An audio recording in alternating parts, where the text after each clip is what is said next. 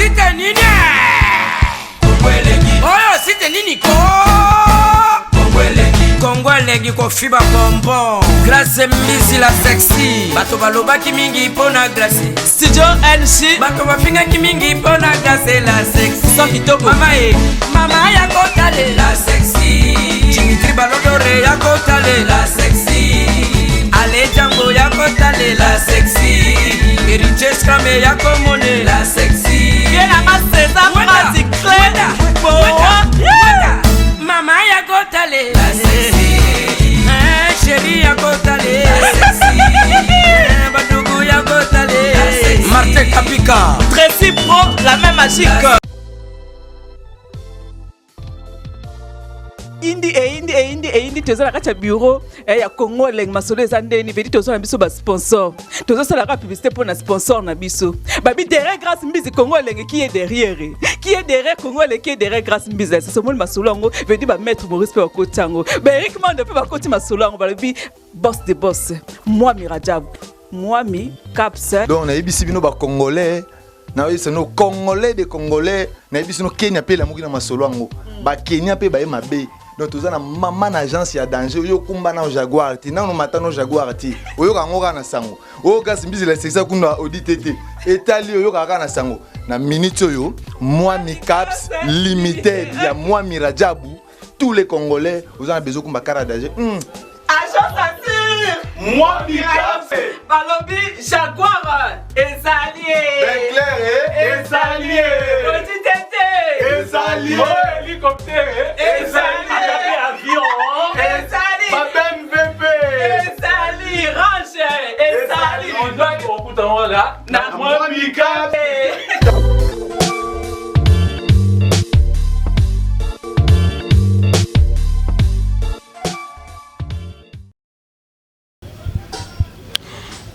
Oui, bienvenue à vous tous ceux qui nous suivez de partout sur www.congoelengi. Si tu es en actualité, Netina Film, merci pour votre amour, merci une fois de plus encore pour votre fidélité. Devant vous, c'est toujours moi, la mignonne de la presse, Glody Diasuka. Babi, moi, on va vivre sans polémique. Merci pour votre attention. Au Bopé Sarabiso, surtout au Pena Bolinga, tellement manqué. Si je vous dis un grand merci, merci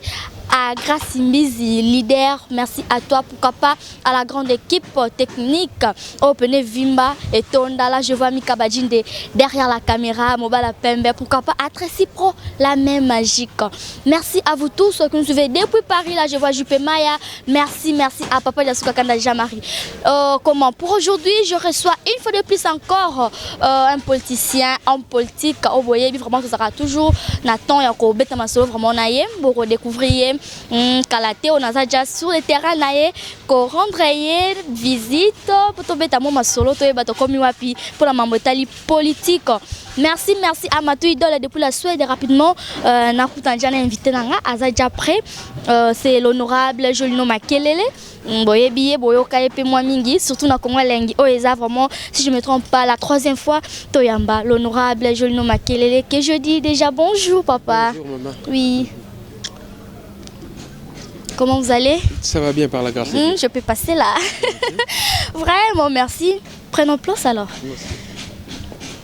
Oui, mon invité est là, l'honorable Jolino Makele, comme je vous avais annoncé avant. Vraiment, nous allons discuter ensemble. N'a pas point Oyo et Keseni. Papa Nangai, n'a mon santé, ça va? Par la grâce de Dieu, ça va. Santé politique, boni.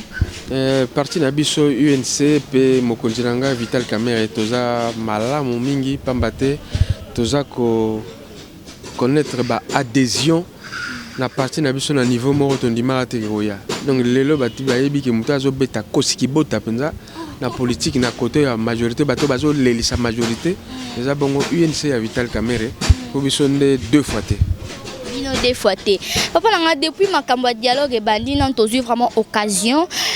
biso peto dialogue ngo nan tozu vraiment te temps ya kosolola ngo na yo yebisa biso na UNC Bolini dialogue te, bozomuna na te,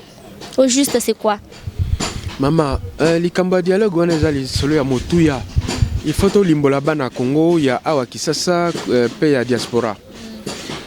Il faut to d'abord que biso batoming bazol bana biso mais bino boza bi chanja. lobby bozali kosenga dialogue le bo kosenga dialogue le lobo boy dialogue to reconnaître yango que biso toza bi chanja mais ceux qui te limitent ça la bi chanja pambate adversaire politique yé pas za bi chanja adversaire na biso quand il y a kabiliste baza ba bi chanja na ko expliquer ngo biso à partir de 2011 tant ba pesaki ba élection il y a ba résultat ba élection présidentielle au biso mona été grand paka mbiaka de grand mbiaka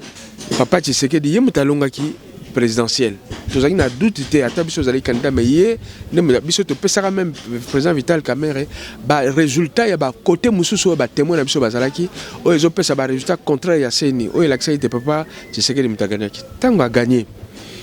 biso tokendaki ti na cour suprême papa Tshisekedi avandaki mais Vital Kamerhe na mutakendaki ko sala recours wana esimbaka te biso convaincu que crise ekokota entre quand il y a M. Kabila na ensemble et quand il y a opposition peuple et opposition tout le bagi poto sil sa crise wana il faut to vendre autour d'une table bango bazana mamando ki biso za na peuple mais to vendre autour d'une table baboyaki président Vital Kamerhe déjà na janvier février 2012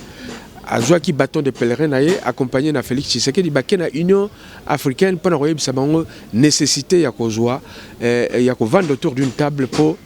to régler crise wana to kei ba place belé Vital Kamerhe a sali 3 plans de sortie de crise a sali na 2012 a sali na 2013 a sali yango na 2013 deux fois ba yo qui était sima il a fallu nani M23 azwa ville ya Goma po baba na robanga ba lui bon bandimi mais bandimi le ba resolo na biso clairement bandimi na ko négocier ko solo na ba M23 ba boy ko solo na biso ba congolais to na kati o biso ba tutozo kende de manière pacifique na mokuse bango ba ke ko sala ba accord na M23 bango ba kabiliste ba ke ko sala accord na M23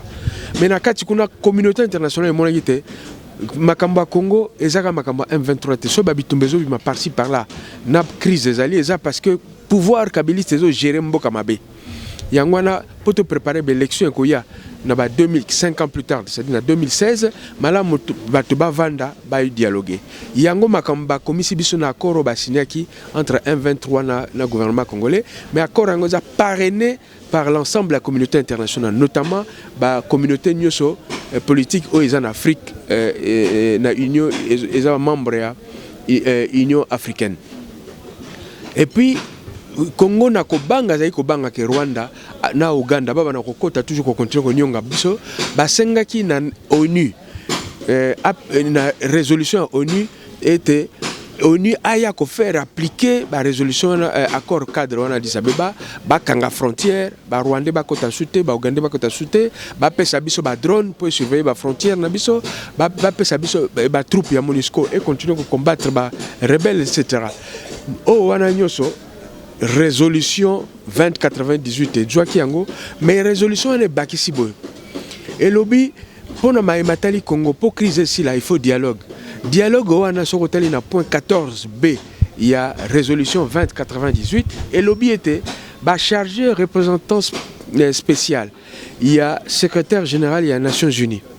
c'est-à-dire monsieur Kobler ba chargé yé à Salanini ndenge balbatolo poto balbaka na funguli guillemets pour ezala te ngam to na lobby yango ba lobby à promouvoir le dialogue entre les différentes parties en cause en vue d'arriver à des élections apaisées et puis à une bonne gouvernance yamboka na kangi guillemets mais à partir du moment ba komi yango biso moko gouvernement président Kabila à travers le ministre Nayechi Banda bakena ONU bakeko senga résolution na conseil de sécurité et moni yango keza valable bako sangisa yango na bakor cadre pour ba résoudre le problème à Congo etikala kinini etikala isikoyo totika représentant spécial et secrétaire général des Nations Unies à Congo, M. Kobler, a benga bayi opposition, bayi majorité, bayi société civile, a tout na bango, chacun de son côté, ni toko sa la crise ici là, ni toko sa. Nazali ko yebisa bino awa. Tango to senga ka yango, tango senga maka na Nations Unies na résolution 2098, M. Kobler a bandaki mosala na ye.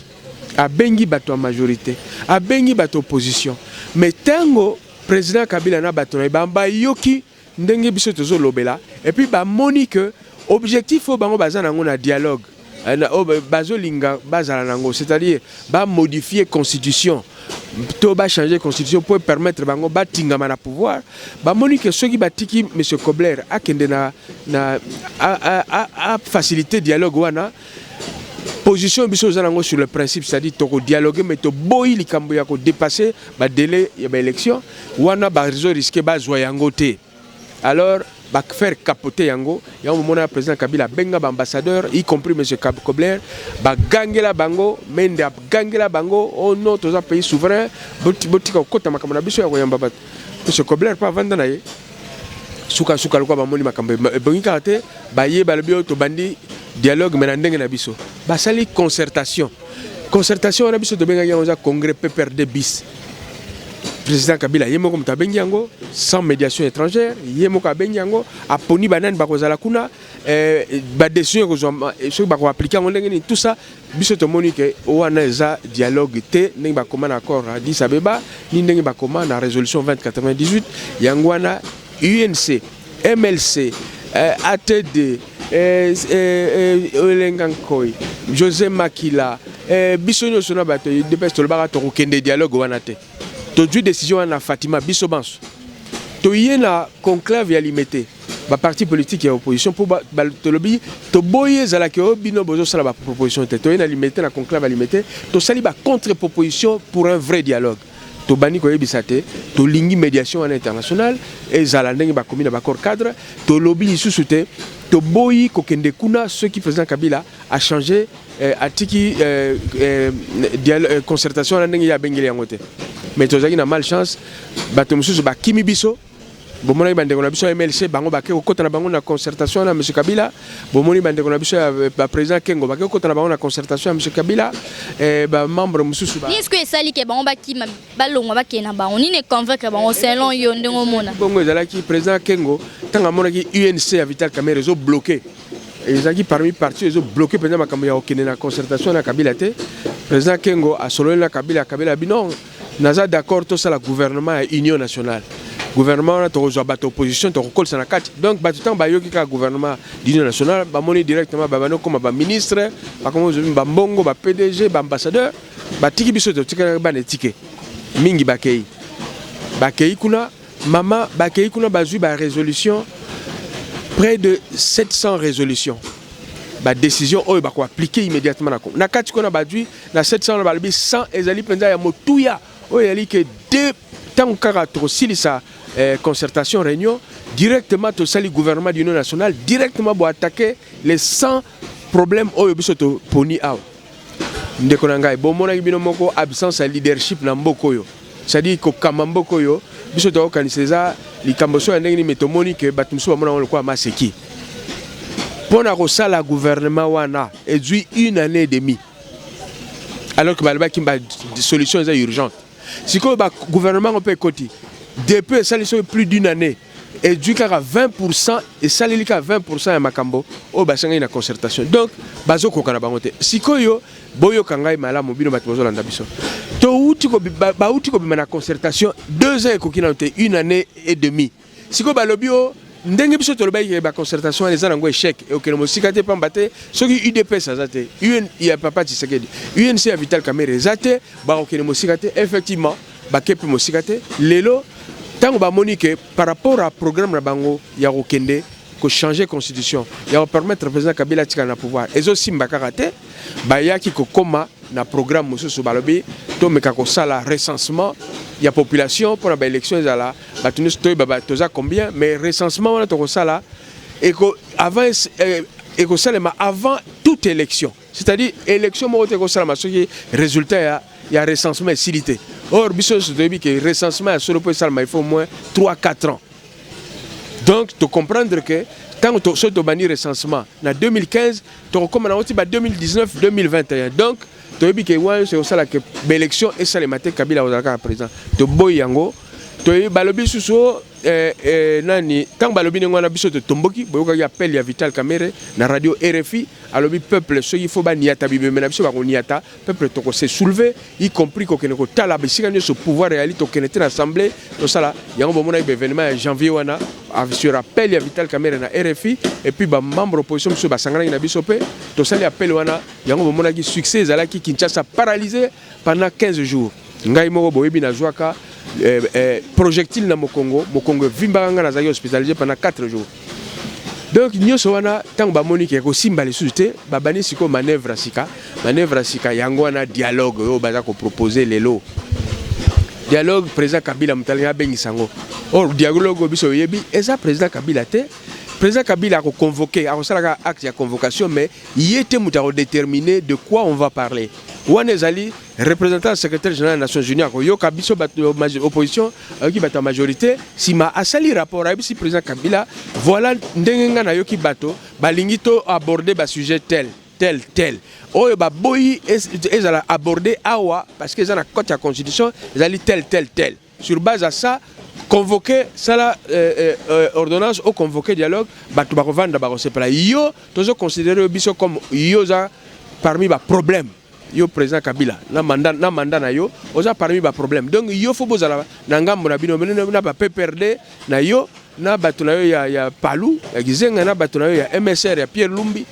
ba Olivier Kamikatu ba Endundo ba Kengo bino faut bozala ngambo na bino biso ba to boya ke lokona foto de ngambo na biso ba UNC biso ba UDPS biso ba MLC parce que MLC a changé de position après à longue na concertation biso ba MLC biso ba Martin Fayulu biso ba Mokia ba tebele ba opposition donc biso to zalanga mosusu président Kabila tanga yoki biso to boyi eloko wana azo meka atindi batinda bato mabe baluka ba affaiblir biso mabe et simbika kate suka nango balobi bon to kenika dialogue mais dialogue yango biso to boyi yango to boyo ka peuple tina nini biso to boyi ezali manœuvre ya sika ezali neti njombo le soir bangba beta po ba tika batinga na pouvoir ndenge nini bango balingba sala boyi balingi soki to sali dialogue wana so to silisi to sali sous gouvernement ya transition wana to le ba a biso to za gouvernement ezana mbongo te osala ba élection et puis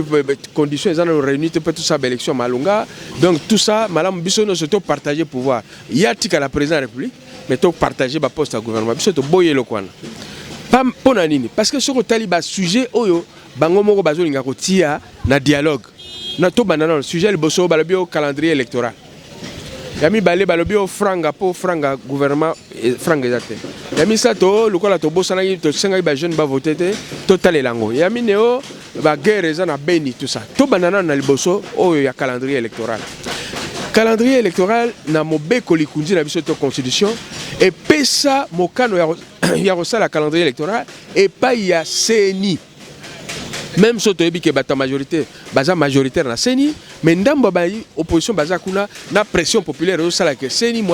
y a un calendrier global. Alors, le calendrier, il y a des élections communales et provinciales, il y a des élections provinciales, il y a des élections sénateurs, élections, il y a des députés en 2016 nationaux, 2016 et puis la présidentielle en 2016, tout ça calendrier. Mais CENI, il y a un calendrier, il y a des conditions belées. Alors bingai nazana ngali kambote so na délai oyo banda lelo 2014 si 2016 na commencé la élection si et seulement si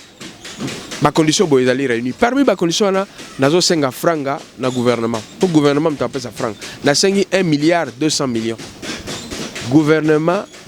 mbongo wana il fallait abana kopesa ngo banda exercice budgétaire il y a 2012 donc juste après l'élection en 2011 il fallait gouvernement dans chaque budget il y a 2012 2013 2014 2015 atia kandamba mbongo oyo seni azana ngo besoin pour na somba ba kit électoral pour na ko former bato pour na ko tia boye ti suka ko yo somba bulletin bref pour na ko sala ki ba élection salem na ko yebisa bino lelo que na mbongo wana gouvernement ya matata ponyo président Kabila na matata ponyo pona la sabino que ba ilinga ki na bango ko sala ba élection te na 2015 2016 boyo kanga bien na 2012 Et si tu as bâti un montant, le col a 300 millions de dollars, bah pèse à 50 millions de dollars. Na budget à 2013, au lieu de pèse 400 millions, bah pèse à 28 milliards. Na 2013, au lieu de pèse 350 millions, bah pèse sur 30 milliards de francs congolais. On a besoin de francs congolais. Tout tient en dollars, donc ils ont 30 millions. Na Mokuse, sur un total de près de 800 millions. Oh, il y en a 2000. Et Nebandeli à 2015, il fallait disposer de 800 millions sur le 1 milliard 200. C'est ni ba pesier kaka 15%. Donc azui ata 100 millions té. Mbongo ezate. Mais mbongo vrai mbongo ezali population ngai boyo kangai. Gouvernement oyo qui mo yibi ezali à niveau moko bomona té. C'est-à-dire mbongo. Et bien son enkati. Ngana biso zo gouverner té. Biso zo gouverner té. Mbongo bazo salanine, bazo zuwa mbongo. Mbongo par exemple, pas de porte. Ce compagnie minière mo kali investir au Congo, ezalaka net olingo futana oyeko kangalupango liboso. Ezalaka na droit. Au personnel mbongo na bâtiment pour ba monake, oza pena la volonté à signer contrat. Ba contrat ezalaka mbongo belé. Mona ba 50 millions de dollars, ba 25 millions de dollars, ba 10 millions de dollars. Alors nyoso wana et nzele kendaka bango ba sengaka ndenge moko na ba compagnie pétrolière. Est-ce que yo ba au monique awa mabele ko na pétrole on ngo sala exploration ba bisi yo pesa biso na pas de porte ba ben pas de porte ou bien mo ba redevance pour na ba droit à exploiter et mo ndambo pétrole wana mbongo wana au lieu que na DGRAD au lieu que na DGI au lieu que na comme impôt ou bien côté na ba caisse à l'état na GKMIN ou na ministère ya mine to ya hydrocarbures mbongo wana pouvoir oyo a sala ndenge nini atinda bapesa bambongo wana na compte oyo ya fungola ye moko compte ya l'état te compte ya l'état ezali ministre ya finance mutakoma ko gérer compte ya l'état ye mutalobaka na caissier na ye na banque centrale bo libérer mbongo tel ou bien na yebi ke mbongo ezali prévu tel ezali bima et bimi o ekoti autant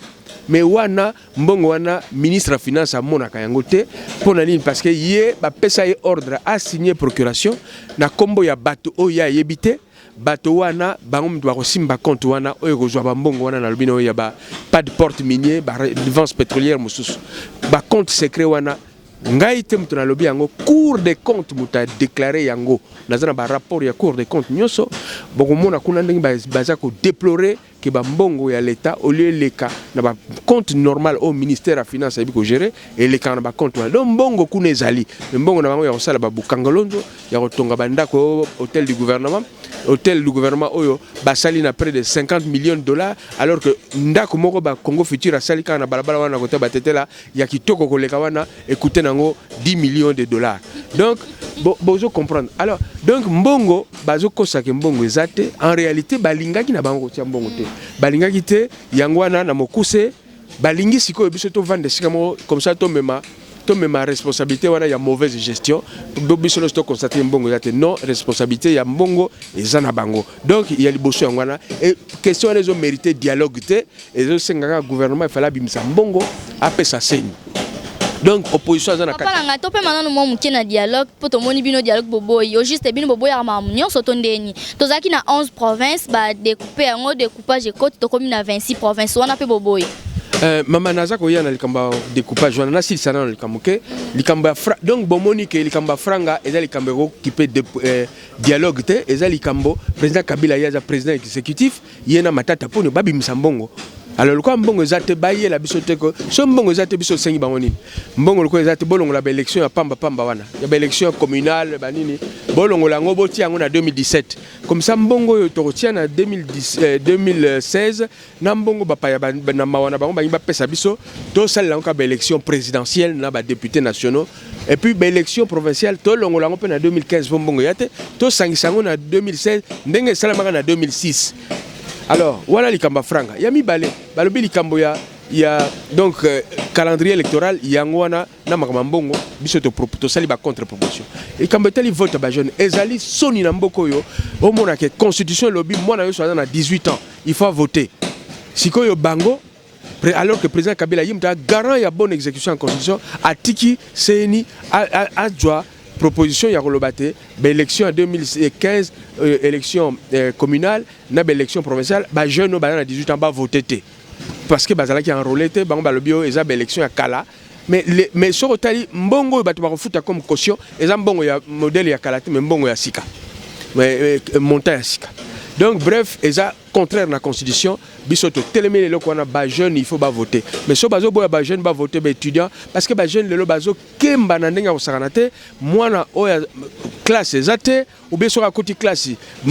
musala lo bezate ba universitaire bazo bima ba comme bimsa ba nani côté ka ba carte ya crédit impossible. Donc chômage coûte kolobelate. Donc so total biloko na nyoso ba jeune wana bazana méchant bango pe ba manifester makasi na janvier tango wana to ningisaka bango balongolaka projet de loi bibino ndem bomba bakuluna te biso de bomba bakuluna te biso o ba manifestaka ezali bato ya ba population ba jeune bazangi ba musala ba lembi bazana venir lisusu te alors que mbongo ezebeli na mboko bango wana ba kende ko manifester yango bakuluna eza bato na bango moko ya mibale ya misato pardon total likambo natangeli bilo likambo ya mbongo natali likambo ya calendrier biso lobi to longola élection na to ya pamba to tiango na neni mais to se concentrer ya élection présidentielle na devant linka présidentielle non c'est ça ka élection te yango eza ba comment on a constitution baloba élection mandat président de la République est 5 ans renouvelable une seule fois à Rosala donc 2 fois 5 ans mais avant mandat ici là 90 jours, 90 jours avant mandat ici là, il faut scruter et ben organiser. Donc la procédure comme matin élection, il faut banda déjà. Et puis lobby le président de la République le 19 décembre mandat na ici constitution mtalobi yango. Donc le 20 décembre président Sikafa Kota. Omoni makambo na nyoso soko tali na élection ba député provinciaux ata ba député national ba koma yango te balobaka que ba député ba royer okota soki o ya sika baye o ya président de la République baloba pe ndengwana me balobi élection de il faut salama kana de ça dit bokene likolo bokena c'est ba élection faut salama dans les 90 jours précédents élection à président de la République. Donc constitution et mutaza garant ya bonne exécution en constitution et président de la République. Donc to l'axi binoke alors ce que tu ko kota makambo tali guerre na beni kuna est-ce que dialogue yango moto bimisa biso ba mandoki e bimisa ba blende e bimisa ba généraux ya sika o to tinda kuna non donc soto vandi totali ba sujet no so batina ba ligne ba kotia na dialogue eza ba sujet ya lokuta nyoso on ezaka to vande sika moko bato bazana nzala opposant bazana nzala opposant ba ligne peuple te bakende mais biso UNC Vital Kamerhe tolobaki non la concertation tolobi non na dialogue raison muso ezali raison opportunité quand muso to senga dialogue ba boyaki na bango sikoyo dialogue na uti koloba na yote depuis Vital Kamerhe tangazo kine na Ethiopie na Félix Tshisekedi tozo senga dialogue ndenge ba komana ba accord cadre ya Addis Abeba na résolution 2088 président Kabila na majorité ni baboya ba sala concertation balobi yango na dialogue ti temps ba moni échoué lelo ba moni sikoyo ke to komi pemé na élection bazo mona ndenge ni ba balola su makambo ya changement de constitution ezo simbate yango balingi dialogue biso mbalo to comprendre boula ngo pel sou bien to lobi o ni seza mayele po nini po tant on sala dialogue to vani gouvernement cohésion allez simanango to sala transition biso to boy yamana to kangami na eloko wana ba élection fait sala mana 2016 to sepeli ningi ba président Obama ba président mususu amboka mususu ba telemeli makambango ke mandat makambango tikana na pouvoir avier zate sikana kotana na makambo tali découpage maman likambo découpage territorial wana c'est-à-dire que longwana 11 provinces 10 provinces na ville province à Kinshasa ça fait 11 to ya comme na 26 provinces et comment na constitution ndenge to yokana ki na Sun City ndenge peuple andima constitution na référendum et salamai na 2005 to le bagi to rokene mais to rokene progressivement normalement au bout il y a 3 ans il fallait déjà to comme na sikango mais loko la franc ezalaki te ba moyen ezalaki te moyen pe ba to kene mosika ezalaki te lelo bazeli to koma etikali 15 mois to koma na ba élection o to ba bimisi ba loi to sala siko découpage wana e bimisa makambe belé ba territoire mususu boko découper ba frontière nango batu baza kuna baza na ethnie ngambo yo ba musu ba yoka na tena ngambo yo province baza surtout baza na ba moyen te mama yo ko imaginer ville province à Kinshasa pas ni nga naza élu député na mboko na Kinshasa ville province à Kinshasa na 40% ya mbongo et comme la constitution l'état il y a ma recette fiscale après ça 40% au euta na ba province chaque province bempo il y a ba société et bimana selon ba siège social to et pas il ba frontière ezali ou ba douane ezali mbongo wana nyoso normalement l'état il faut la 40% au euta na douane na DGI tout ça après ça ngona azong selango ba province pour le fonctionnement l'état central ya matata a gardé 60%. Na 40% yango ba kosala ba nzela na ba province, yango ba kosala ba hôpitaux, yango ba occuper makamba ba éducation na ba province, bango ba kosala makamba assainissement, environnement, etc. Mais na 40% wana so ba yebisi bino que chaque année gouvernement central matata atindaka alekaka 5% T, 10% T. Nambongo et Fatin dans ma province. Donc ma province on a déjà l'élo. Ndeng basa 11, bazouaka 10% sur les 40% prévus. Bon autant bazo comme à 26. Bako fonctionner ndeng bako zanga ba bureau. Il faut l'assemblée provinciale, l'assemblée provinciale, il faut siéger dans le bureau, gouvernement provincial, il faut siéger dans le cabinet ministériel, gouverneur, il faut dans le cabinet, frais de fonctionnement, il faut que vous soyez député, il faut que vous soyez ministre provincial, il faut cabinet, conseiller, etc. Et puis, surtout, il faut, comment dire, basala, dette. Ba dette oyo ba province oyo les 11 lelo ezwami tant bo kati ba province wana dette wana o province akineko defana banque pour fonctionnement parce que 40% oyo malamuté dette wana bo kabolango ndenge nini province ba province mike zangi production eza pauvre ata ba sali caisse ya péréquation et oyo kolobate 10% ba recette nationale ba pesa comme ba province oyo eza pauvre mais kokaka kate bref ba lingi ba sala ndenge wana pour ba compliquer les sous élection et ça le matin c'est-à-dire to si to moni bango te to timbeli bango to lingi ba blague te yangwana to boyi na biso tellement besoin d'opposition nyonso bango sala te malam bino bomuna kama de maman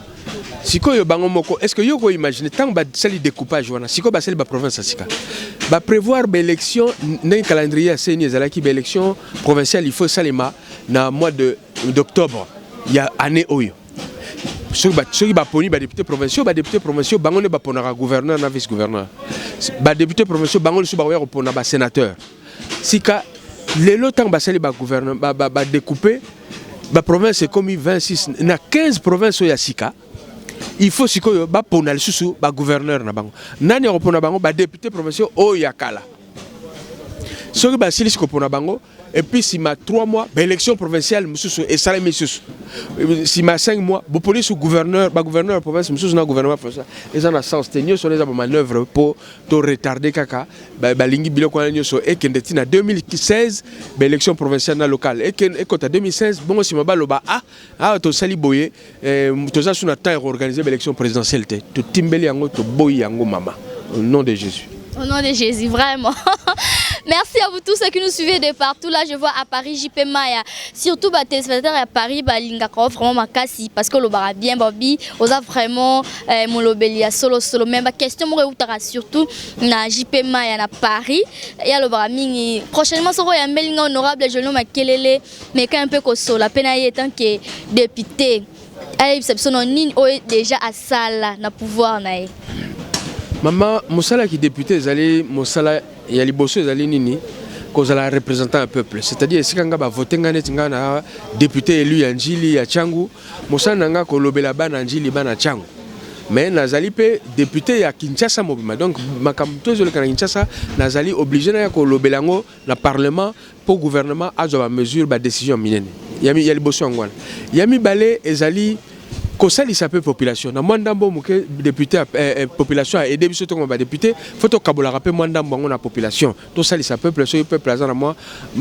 passe. Ya misato ezali ko contrôler gouvernement provincial au azana place net c'est ko gouvernement ya Kimbuta azana place total soki makambazo sala eza vraiment makambo ba kinoa bazo senga. Est-ce que banzile zo le kamalam, santé zo le kamalam, environnement ezo le kamalam, ba problème de sécurité zo le kamalam. Tout ça, député, il faut l'obelango dans le Parlement. Et donc, il faut y avoir la tribune, à lobby, député baningane bayoki et puis gouvernement yoki il faut que contrôler le gouvernement on a appelé que ça par exemple question orale au bensi ministre bon interroger dans France na question d'actualité ou bien na débat ou interroger ministre ou interroger gouverneur etc. Question orale question écrite interpellation motion. Et puis que contrôler les services publics qui sont rattachés à la province. DGRK, Rimokin, RATPK, etc. Enfin, que ça la loi qui s'applique dans la ville de Kinshasa, et na biso edi. Ce qu'il faut tout nangai na domaine wana nyoso, honorable Jolino à Salini. Tout banana likambo ezali ya kolobela. Ngai na kansi beza ko mi vantete binonde bokoko le bango malamu eza ko salanga soni na kansi na ba député batiaka moto na télévision tina radio pour makam ko défendre petit peuple ndenge peuple ba policier ozo na ba policier na biso baza ko toucher ba 80 000 francs. 80 000 francs faut foutre ndako $50 atikali na 30 000 na 30 000 wana faut atangi sabana il faut soigner bana na ye il faut azwa transport na ye il faut alia. C'est que donc pouvoir on a un esprit diabolique. So foutu mutu 80 000 et puis que no kanga bato basali mabe na bato ba yibi bonga kanga banga yela bango bakenda bango ba juge. To bato ba bomi, to bato basali. Esprit ni kozana etanga omona mbongo, tanga omona yebo zo pese 80 000 bino bato tanga bandako étage minene. Ba policier, et à l'enseignant oh bozo pesa 80 000 francs, 100 000 francs. Ezala ba infirmier. Nyoso wana nyoso biso tozo telemela yango parce que ezala kate. Batu bakwa relier sur du 1er au 30 ezala kala. Molobeli ya peuple fa lobelango ngai boyebi na lobelango na radio télévision na banga raté parce que dans le bagage il faut donner un sens à sa vie. Vie sens vie na ngai na tika biloko na zaro sala musana osala comme directeur na Jekamine na poto pendant 24 ans et là musala na o gagner salaire koleka salaire et député. Mais na tika ngo pona osala la petit peuple là. Alors, waneza eloko liboso kolobela peuple na kanisi boyoka nga na radio. Bomona kanga pe na ba débat na assemblée. Ndenge na lobaka. Bato mususu ba pesa ngai ba trophée awa ya meilleur député ya Tchangu. Mususu ba meilleur député à ville ya Kinshasa. Na ba trophée wana ba pesa ngai yango. Mais pour loba na kati assemblée, ezaka koloba te il faut ça ba proposition. Ko interpeller ngai nazali parmi législatures aussi là, na koloba le seul député à interpeller 6 ministres. Ba ministre tant ba yoka ngana interpeller ba ya ko trembler ba image so bazo yoka ngo ba ko confirmer bango moko so ba yoki interpellation question orale avec débat honorable Jolino Bensi ministre wana ba ko luka ngai na ndenge koki po ba luka ba calmer ngai mais sans effet na bango ba yaka so ba yebi no mo bomona ka ndenge lekaka. Et puis nazali le seul député qui a interpellé le gouverneur à Ville Kinshasa. A sali 9 ans au pouvoir, le seul et unique député qui a interpellé. Mais il a interpellé, il a freiné l'interpellation. Tozo bunda nakati kuna makambo salité à Ville Kinshasa ba route na njili ba ndenge mvula betaka tina ba quartier na biso na njili quartier 5 na Lukaya Kibonoko Kingakati tina ba quartier 6 quartier 8 quartier 10 ba route ya Sekomaf ba construction anarchique ba insalubrité ba insécurité nyoso wana na ba fausse commune ya Maluku ndenge ba nyoso wana na kati na ndenge bato bibembe bakenda ko kundana Maluku oyo ba fausse commune nyoso wana eza na kati interpellation mais ba fini yango na bureau et assemblée de sorte que ezo yakaka au niveau ya plénière pour débattre mais bon compter sur moi attendre la session ya septembre na kozongi sali kamboana donc na lobi na bino pona ko lobela bato na kansi bo monique na lobela rabino na radio télévision la preuve yango ba député msu ba kimara télévision de bayaka koloba linga les ama bête parce que peuple fa yok mais compter nombre ba député ba na ba débat français na ba télévision to na ba radio baza muke ba kimara na bango alors donc kolobela bato na lobaka population ko sala ko contrôler gouvernement na sali na yesibino ko sala ba mibe ko nazali parmi les 4 députés au ba sali ba loi donc na vandi na ke bibliothèque na funguli buku na banota la ba loi ba constitution ba décret akala na talti na sali loi sur archivage ba document na ville ya Kinshasa ndeni oroke na commune ba betka papa ba monique yo botama tel date papa balabala yo vandaka liboso zalaka balabala tel papa ba tata na yo ba utaka avant ba koma na njili bazalaka liboso na bandal papa mariage na bino salama tel date papa otanga na école tel papa livre tel et comment sur njili ezali voilà na koma biloko na nyoso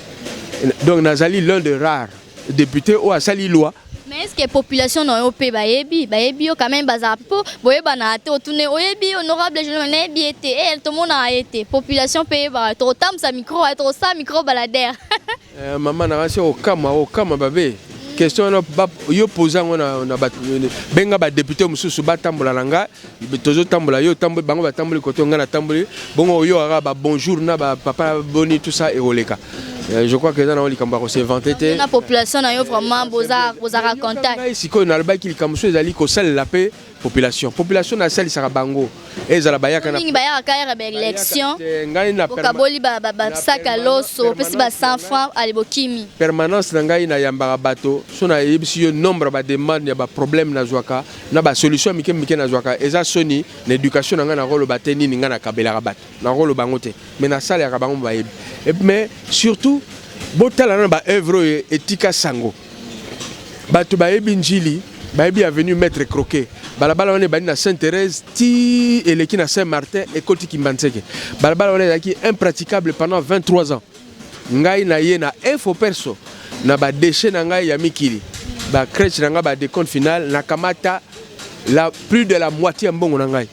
mbongo na roso manango palais na roso manango pena palais na loi dank ya ba chinois pendant 48 jours boko na tuna ba chinois kaka na quartier 7 48 jours bana 9h 17h et picola mabele longola ba fulu monsieur zaki milai koleka ba palais donc bato à quartier 5 na bato à quartier 6 ba côté mususu bazo mona na te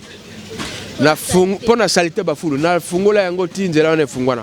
lelo ba moto e koma koleka wana ba petit ba koma obeta ba bale ba ligable bima bangande bima activité économique et puis insécurité sila et puis ba maladie d'origine hydrique le quoi ba typhoïde bangungi basila pona bongisa ndelo na yeti na Sainte-Thérèse na ba terrain comme belé wana grâce anga parce que na ba danke yaki so longoli wana lelo mona banganda kwa ba kulutu sima ya tribunal nyoso na ba place wana nyoso ngana bongisa na yeli susu mama au moni marché ya quartier 2 ba bengi marché Mangobo côté armée du salut marché wana ezaki na batol nango depuis basala marché en 1952 lelo keno sala micro baladeur loba nani abongisa wenzo yo atelemisa ba charpente yo atia batol ya sika asali 18 pavillons 18 na mbongo na ye moko pe yebisa ba mama boko futa eloko tela ba mesa ya sika batili bino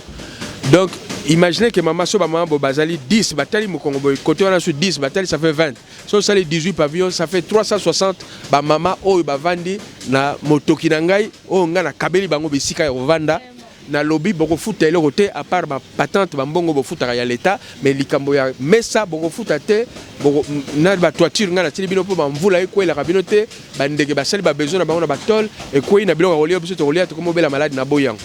donc œuvre wana na soko bakisi yango na balabala wa munene na kansi na yebi na ngate so ba député combien na njili kutu tolo ba ezate mais na kisasa bazate muta kokanga nanga mo muke eza jekoko ndeko nanga jekoko na pesi mbote mais bazate o basala biloko minene ngona pona population na bango na info perso pour lelo batumsu bakansaka l'état musasala rien ezanga nini siko esala que non député a commis élu ba voter mais akimi ya mona na nini ko sala parce que na base aux na 4 siko yé ba quand même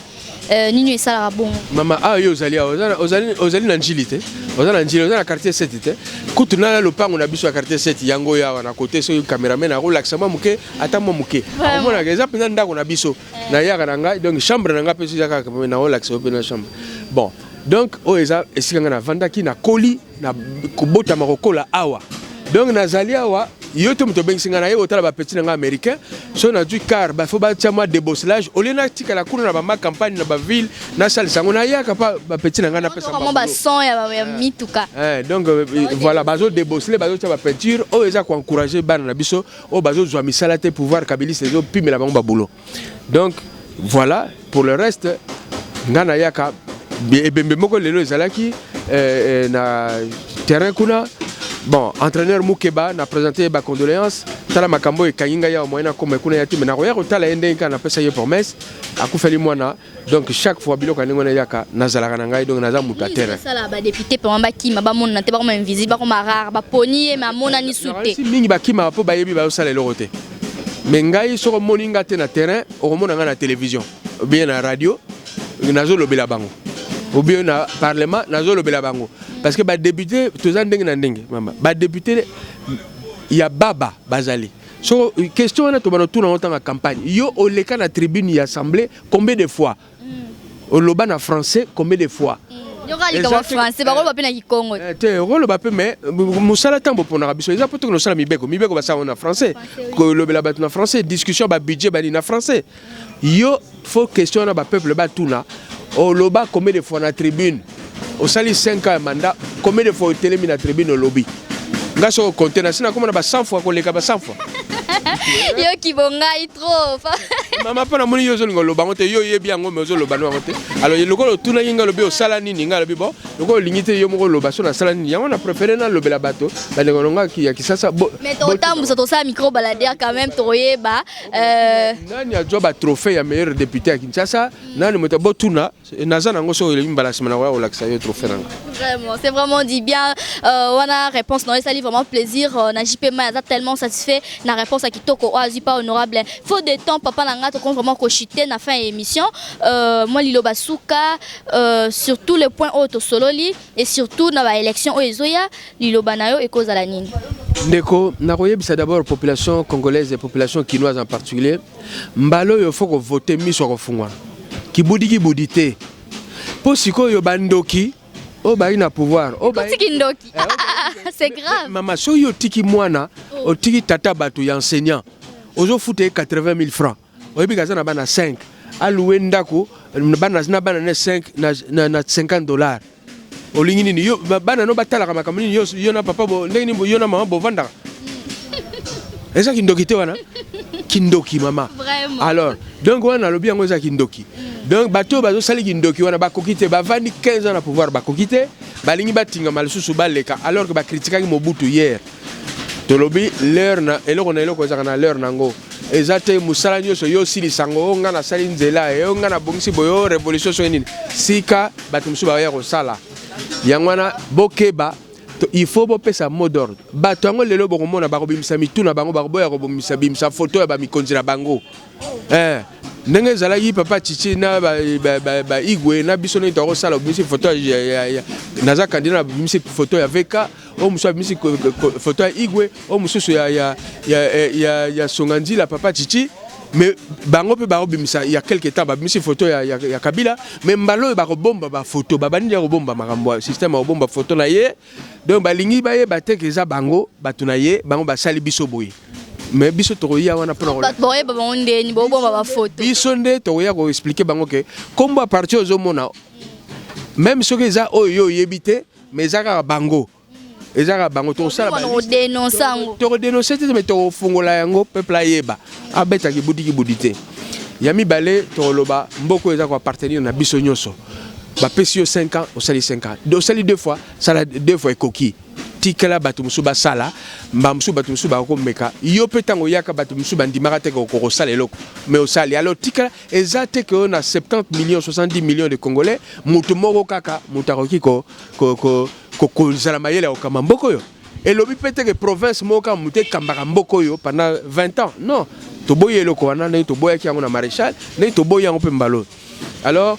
pour le reste na pesi bana poto bambote belé ils à Paris, j'ai des amis là-bas, ils à Fred, Linard, mes amis de Bruxelles, Maître Gamba, ils sont nombreux. Mes anciens collègues de la GKMIN à Bruxelles, Bambote, Naïbi National, Banani, Charles Mbenga, Darly, Bazé, Béléson, Banotang, Bamsoukou de Bolimbisanga, parce que naturellement mes enfants Dave, Jennifer et Patrick,